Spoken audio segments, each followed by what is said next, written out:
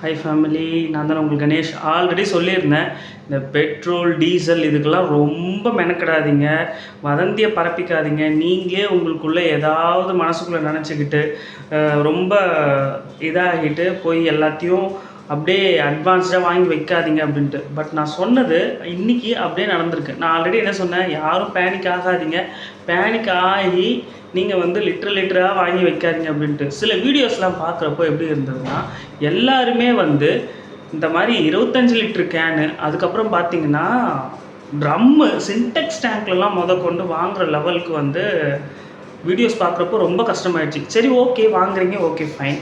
இன்றைக்கி ஒரு எக்ஸாம்பிளுக்கு சொல்கிறேன், 25 லிட்டர் கேனோ இல்லை ஏதோ ஒன்று 100 லிட்டர் வாங்கி வைக்கிறீங்கன்னு வச்சுக்கோங்க. இன்றைக்கி 100 ரூபாய்க்கு விற்கிது, 100 லிட்டர் வாங்கி வைக்கிறீங்க.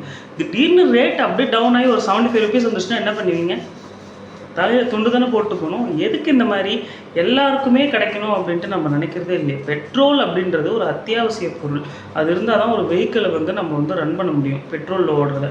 பட் நம்ம அதை இது பண்ணிவிட்டு அங்கே போர் நடக்குது, இங்கே போர் நடக்குது அப்படின்னு சொன்னோடனே, இத்தனைக்கும் கவர்மெண்ட்கிட்ட இருந்து அஃபீஷியலாக எந்த அனௌன்ஸ்மெண்ட்டும் வராமல் எல்லோரும் அவ்வளோ பேனிக் ஆகி என்ன பண்ணியிருக்கீங்கன்னா இந்த மாதிரி பண்ணியிருக்காங்க சில பேர்.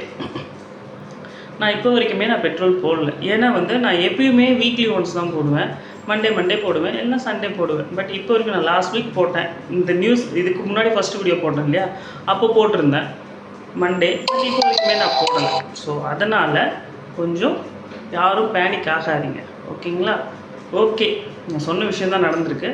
வெயிட் பண்ணி பார்க்கலாம்.